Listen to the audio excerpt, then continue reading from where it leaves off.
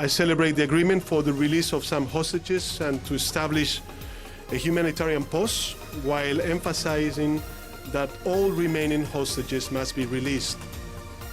Vatubja va Israel vovopololwa nga chigwada cha Hamas.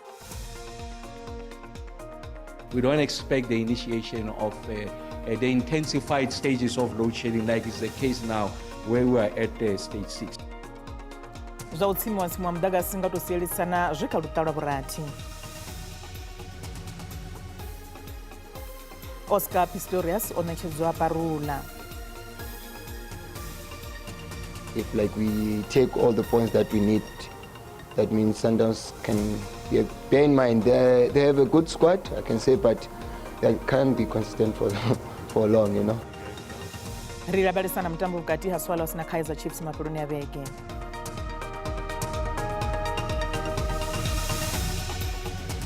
Ndi madekwana nne ndi Tshipiwa Doyoyo ndi vanetshela mafhungo nga Tshivenda kha SABC 2 na kha DTT.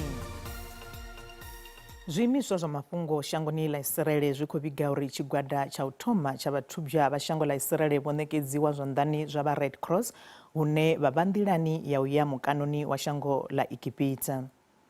U vhofhololwa uhu khou ḓa nga murahu ha pfano ya tshifhinganyana ya u imisa nndwa vhukati ya shango la Israel na tshigwada tsha Hamas ye ya thoma u shuma ṋamusi.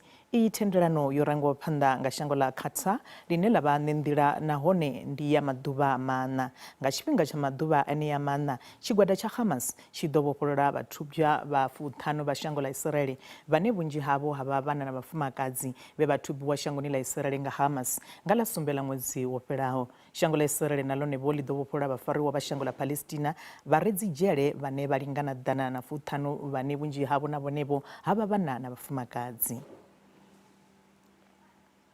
Zwa u tsimiwa ha mudagasi nga u sielisana zwi kha luṱalo vhurathi u bva ṋamusi nga murahu ha miṅwedzi i re na tshivhalo zwo ima. Izwi zwi khou vha hone nga murahu ha musi vha Eskom vho amba uri vha na ṱhahelelo ya zwiko zwa u bveledza muṅwe mudagasi nahone vha khou fanela u vhulunga mudagasi une wa shumisiwa musi tshiimo tsho no vha tsha shishi. Mbamulovha vha Eskom vho thoma zwa u tsima mudagasi nga vhupo nga u sielisana nga luṱalo ha vhuṋa he vha ri a vha na zwiko zwo linganaho zwa mudagasi une wa shumisiwa nga zwifhinga zwa shishi nga mulandu wa u sa shuma ha khethekanyo dzavho nṋa zwiṱitshini zwa u bveledza mudagasi. Vha Eskom vha ri izwi zwa u tsima mudagasi nga luṱa lwa vhurathi zwe zwa thoma masiari a ṋamusi zwi ḓo swika magumoni nga iri ya vhuṱanu nga musumbuluwo nga matsheloni. We have lost a few units, but those don't explain, if you like, the initiation of stage 6. So what is the initiation of stage 6, where we are today? So if you had to look at our numbers, the UCLF, the unplanned capacity loss factor, we are sitting at about 14,590 megawatts, and the vacuum losses is about 807 megawatts. So if you put it together, we are talking about 15,300 megawatts. So that's not out of the norm. In relation to, if you look at the winter plan, we should not be, especially on a day like Friday, where we're expecting that demand is going to taper down. We don't expect the initiation of the intensified stages of load shedding like is the case now, where we are at stage 6. So that's not explained by the unplanned capacity loss factor. So it's not out of the range, it's not out of the norm.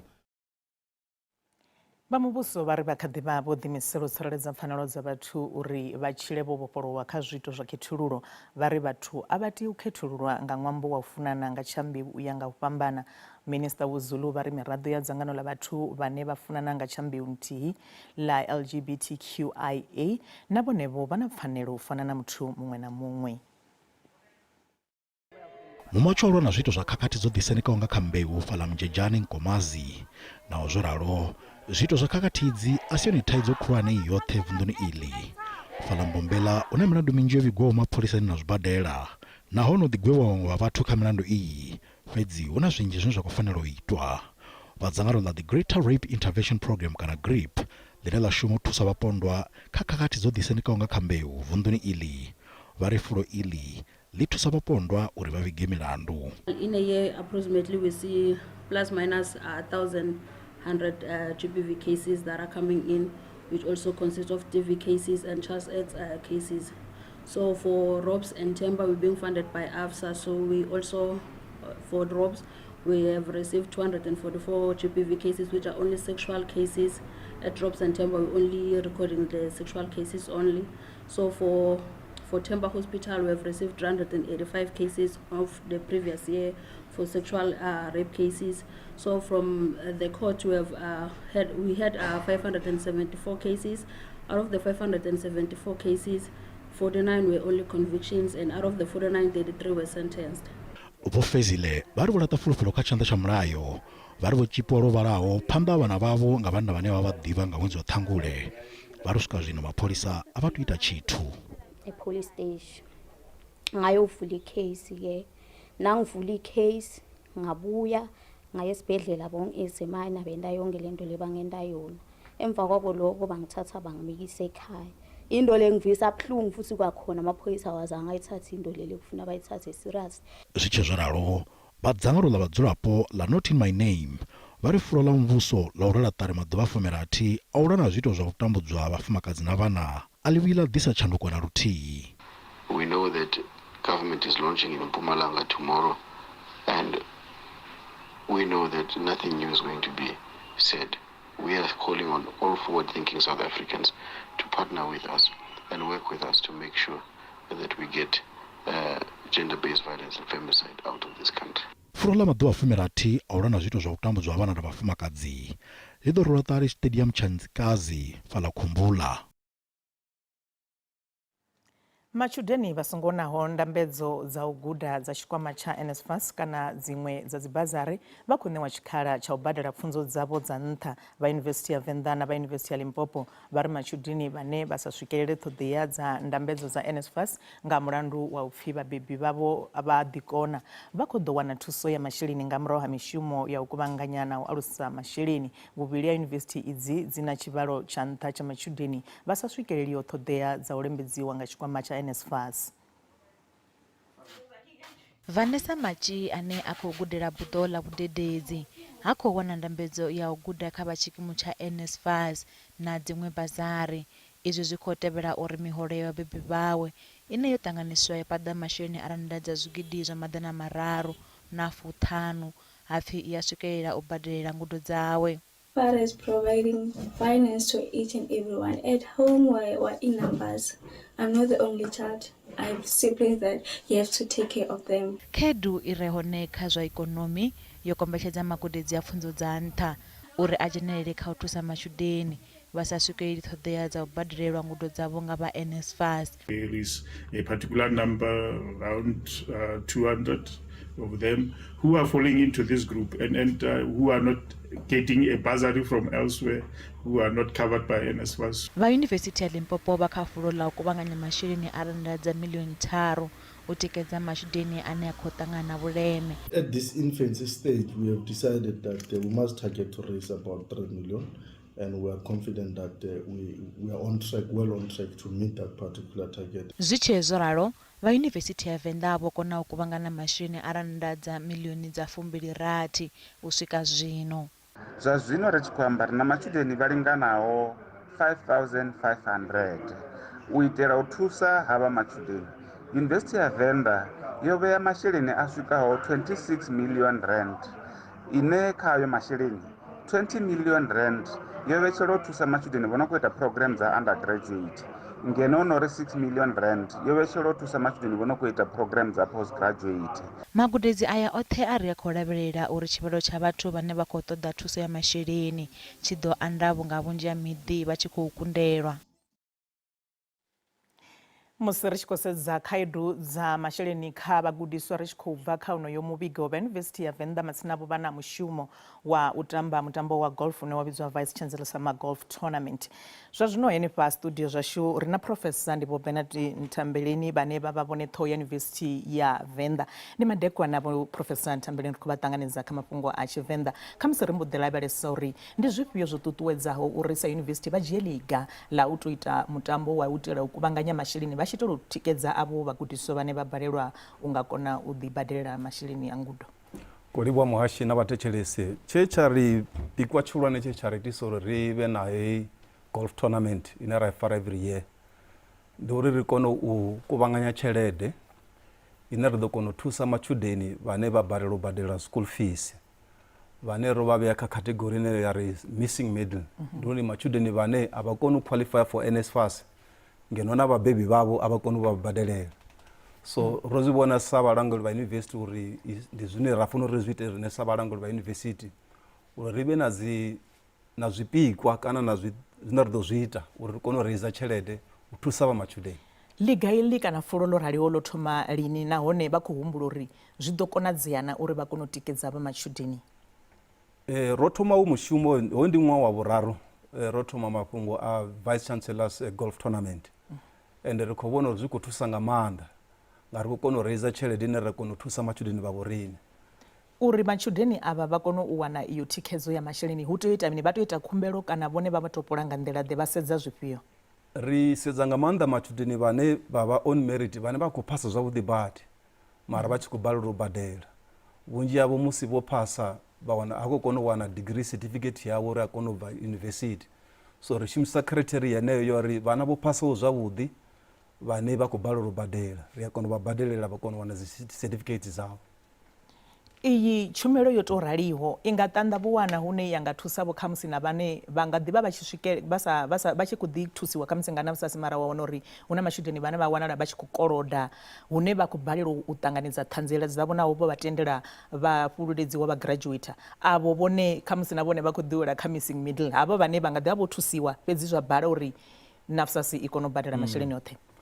Havho vha kha category ya uri they are funded students vhane vha khou lambedziwa a ri thu vha classify na vha missing middle mara tshipikwa tshihulwane tsha vhurende ndi tsha uri ri kone u raise tshelede nnzhi ine na vhana vhane vha khou fandiwa nga dzi basari kana nga NSFAS vhane vha khou koloda ri kone u vha badelela but ro ri focus yashu nga ri khou tou thoma a ri thome nga vhane vha the missing middle ine ri khou dila nayo ri kone u vha badelela nga nḓila eneyo. Vha badela pfunzo kana vhudzulo fhedzi kana mbadelo dzone dzi tshimbila nga nḓila ḓe? Ri settla tshikolodo a ri soko uri ṅwana o dzhena tshikolo u khou koloda 135,000 rand uri a fhedze degree yawe. So i nga vha i mafhungo a uri o vha khou dzula ngafhi kana mafhungo a tuition ya tshikoloni. So we settle everything tshine tsha tshi khou kolodeliwa nga ṅwana. Zwi amba zwori ndi u tou swikelela vhabebi vhukati a vha nga si thome na u ṅwana arali ni hu na ṅwana o phasaho zwavhuḓi haningei hayani nga vho lavhelesa hayani vhane vhana havho vho phasa zwavhuḓi fhedzi vha khou tou balwa nayo tou thoma avho vha swikelela hani i thuso ya masheleni? Havha vhane vha khou ḓa vha khou bva kha matric vho phasaho zwavhuḓi ri ita tshikwama tshine tsha pfhi vice chancellors merit award ro ri tshi thoma ra vhea 26 million rand ya university havha vhana vho phasaho zwavhuḓi badi vha khou bva kha matric ri a kona u vhafha dzi basari u thoma na ṅwaha u tshi thoma and then they get funded throughout the year musi vha tshi khou ita dzi pfunzo dzavho. Ri khou livhuwa vhukuma Profesa Vho Ntambeleni Matsinavha. Ndi Profesa Vho Ntambeleni vhane vha vha ṱhoho ya Yunivesithi ya Venḓa vhe vha tshi khou ṱalutshedza nga thikhedzo ine sa yunivesithi vha khou i ṋetshedza kha matshudeni vhane vha khou baleliwa u ḓibadelela kha musi zwiṅwe zwa dzingudo dzavho uri vha kone u ṱhaphudza pfunzo dzavho vhane vha sa khou swikelela siani ḽa masheleni. Matsinavha tshi zwi ḓivha kha vha ḓi dzula henefha ri khou vhuya ri kha ḓi tea u ṅwa maḓi.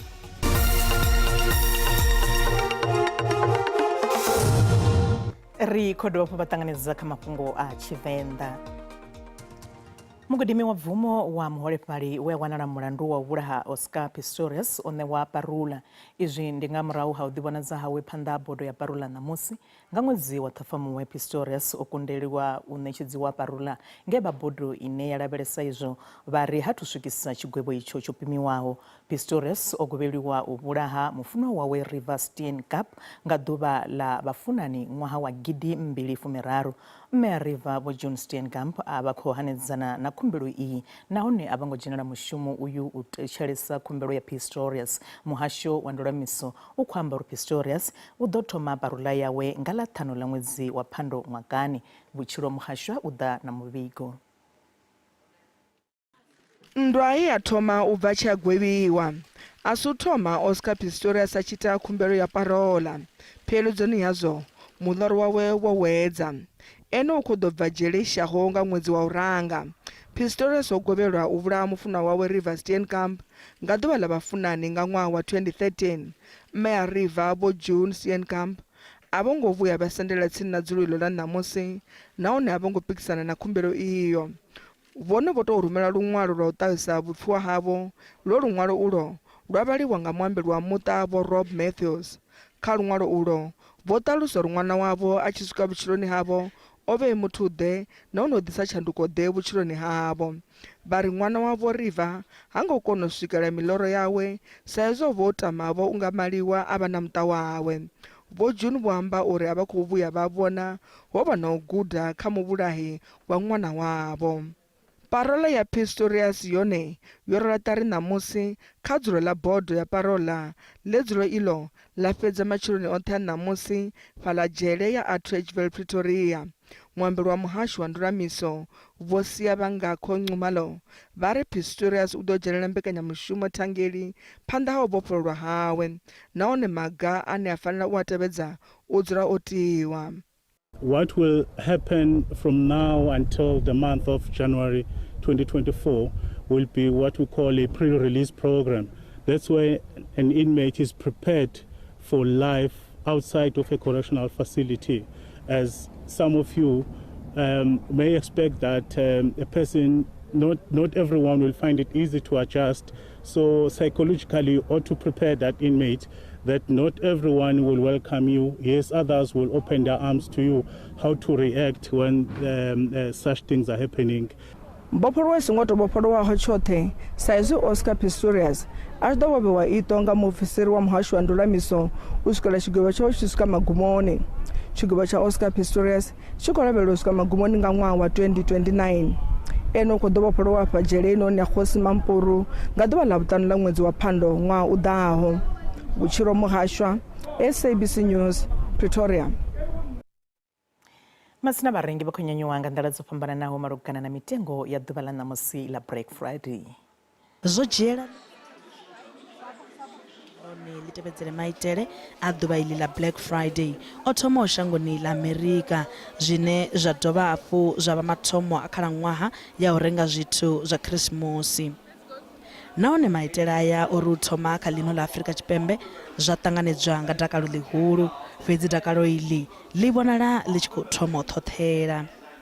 Vha mavhengele mahulwane vha Massmart vha ri vhathu a vha tsha tou kusuwa nga vhunzhi hune vha khou sola uri na zwa u renga nga kha tshumelo dza online na zwone zwi khou shela mulenzhe. From a Black Friday point of view, we've really gone all out. Our merchants have really gone all out for people to stock up. So we've got a lot rolling in, not only on foods, but also on some luxuries. You know, your snacks, your chocolates, your chips, and of course a lot of cold drinks, Cokes, and those kinds of things are rolling very hard at the moment for customers. Varengi vho ṱahisa vhupfiwa ho fhambananaho nga ḓuvha iḽi. It's the first time I'm getting something cheap. Asikaboni mehluko omkhulu kuma prices. A ri athu tou vhona vhuphambano zwithu zwi kha ḓi ḓura ngeno miholo i tshi yo ima fhethu huthihi. Isalaries ziya phansi. Vha mavhengele mahulwane a Massmart vha ri mabukuta avho a ḓo bvela phanḓa u swika mafheloni a ṅwedzi. Matsina zwa zwino ri vha ḓisela vhupfiwa ha vhaṱaleli nga ha ḽeneḽi ḓuvha ḽa Black Friday. Matsina vhupfiwa vhu tevhelaho a si ha SABC ndi ha vhone vhaṋe vhaṱaleli. Panoni Vanderbilt Park zwithu zwo tsa nga maanḓa mavhengeleni o fhambananaho dzi hadiwe dzi fenitsharani zwithu zwo tsa nga maanḓa na vhathu vho bva nga vhunzhi vho kusiwa badi vha khou yo renga vho zwithu zwo tsa nga maanḓa ende zwi khou rengeya. Zwe nda vhona zwi tshi khou farea ho vha hu khou farea zwiḽiwa nga maanḓa zwishumiswa zwa ndeme zwezwi zwi no nga bvanduni hayi mitengo ndi yeneiḽa a hu na tshanduko. Black Friday yo vha ya kale zwa zwino a ri tende uri no tou sala dzina. Nṋe ndi huṅwe hafha Bramfontein ndo vha ndi khou lavhelesa zwiṅwe zwa zwirengiswa zwine zwa khou rengisiwa. Heyo Black Friday ine ya khou ambiwa a tsha tou vha yone tshoṱhe zwi vho tonga zwithu zwone zwo no tou ya kha seili lune arali tshiambaro tsha hone tshi khou pfhi tshi kha 50%, 50% yone i vha sa pfhali na luthihi zwithu zwi khou ḓi vha zwi khou ḓi ḓura. Zwino ndi khou vhona uri Black Friday yo vha ya kale zwa zwino a hu tshena tshithu vhaṋe vha mashopho vha vho tou kombetshedza. Vha tshi zwi ḓivha nahone tshila mafhungo a fhelufhela tshifhinga madekwana kha vhe avhuḓi na mafhelo a vhege.